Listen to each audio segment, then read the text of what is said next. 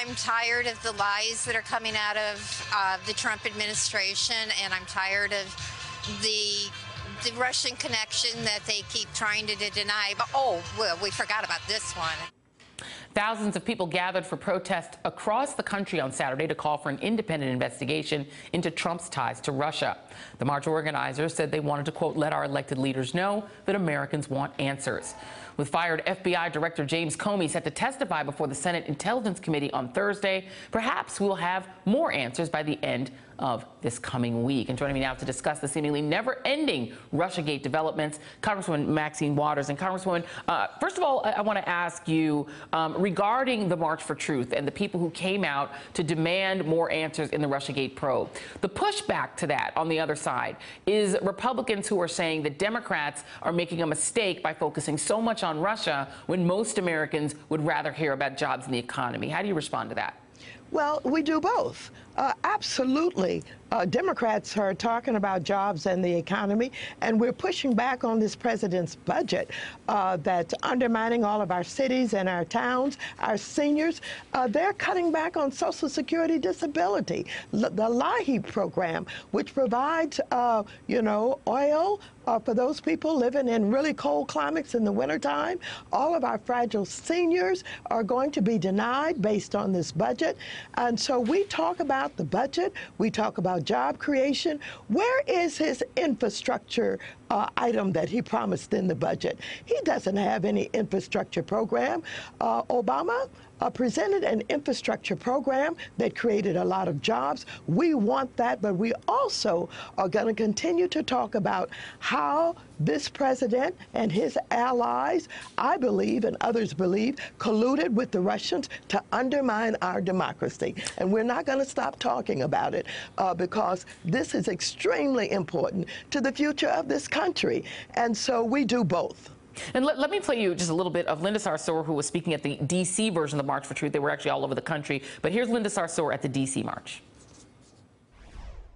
Oftentimes people think that we come out here because we're talking directly to the president. We're not talking to the president. We're sending a message to members of Congress that when you go back to your district, you better be standing up for the right things, saying the right things, and voting for the right things, or you will be voted out of office in 2018. So the message here goes way beyond this administration. They are not our main focus. This is about creating a resistance that's going to be hyper-local in the communities, and it will be manifested in 2018.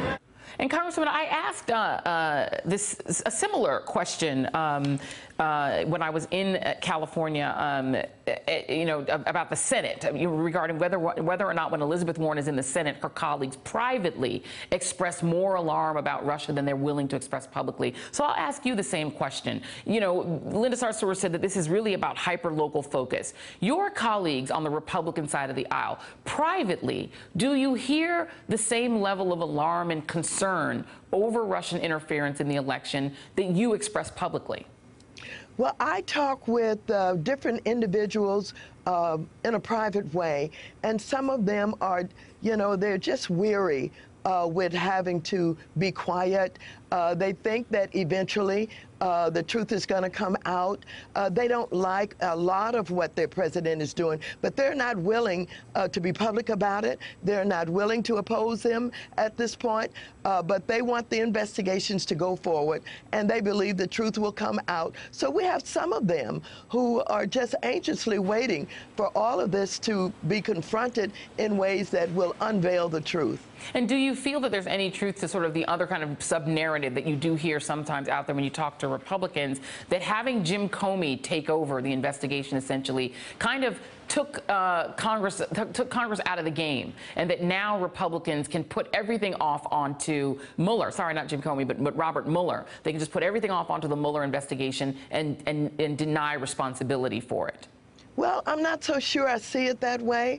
As you know, with Comey, it just gotten so controversial. After he started the investigation, the second investigation on Hillary Clinton, so many of us was just disappointed and did not know why he did that. And now there's a question of whether or not there were fake documents that he had in his possession. And then when he was fired, we thought, oh, this is a terrible thing. He shouldn't be fired by the president in the middle of this investigation. And And so all of us really wanted an independent commission to be in charge of this investigation. We haven't been able to get that. So we are placing a lot of hopes in Mueller, and we're also still placing some hopes in the Senate Intelligence Committee. I've given up absolutely on the House Intelligence Committee. Nunes is crazy. He doesn't make good sense. Just as he ran up to the White House in the middle of the night trying to protect the president when the president told a lie about being under surveillance and wiretapped by the president. Now he's issuing subpoenas without the cooperation of the Democrats. He's supposed to have recused himself. He has no business involved in this. I think that whole committee should be disbanded. Yeah, well, it is very controversial. We definitely want to follow up more on the Nunes thing. While I have you here, we're almost out of time, but I have to ask you about an exchange with a Young Turks reporter named Michael Tracey at the LA March for Truth. Let me play that video. When you say Russia's not our friend, was Obama mistaken to forge military cooperation with Russia in Syria and to try to get a START treaty? You and I have a different agenda, young man. I'm out to impeach this president. Get that straight. I'm out to impeach the president. I'm not going to be diverted by people who are Obama haters. Do you think... Woo, there you go. Go back there. Okay, there you go. She pushed me aside. And despite that laughter, he then, Michael Tracey, went on Twitter and claimed that you shoved him. Your response? Well, if you take a look at the video, you can see that that's not true. You know, the right wing have all of these people harassing me, following me around, trying to intimidate me. And, you know, I'm surrounded oftentimes, or I'm met on several occasions at an event like this by different ones of them. They want me to go away. But, Joy, I'm not going anywhere. They can't intimidate me. I'm not afraid of them. And certainly, you know, this 125-pound woman is not around pushing these big men. And so he just lied. If you look at the video, it shows you there was no pushing. I walked away from him. And so they're going to continue harassing me, but that's okay. I'm accustomed to being harassed, and I'm not afraid of them. And I'm going to continue to speak my mind in the way that I do. I'm calling for the impeachment of this president, and I want the facts to come out to confirm that they colluded with the Kremlin and with Putin. You are one tough lady. Congresswoman Maxine Waters, we always love talking with you. Thank you so much for being here. And thank you. I appreciate you so much. I'm going to keep going. Thank you. All right. We know that's true. We know that's right. All right. And don't forget to follow Congresswoman Maxine Waters on Twitter at Maxine Waters. And coming up, in the wake of 2 terrorist attacks, an American stands arm in arm with the people of Britain. But maybe not the American you'd think. More AM Joy after the break.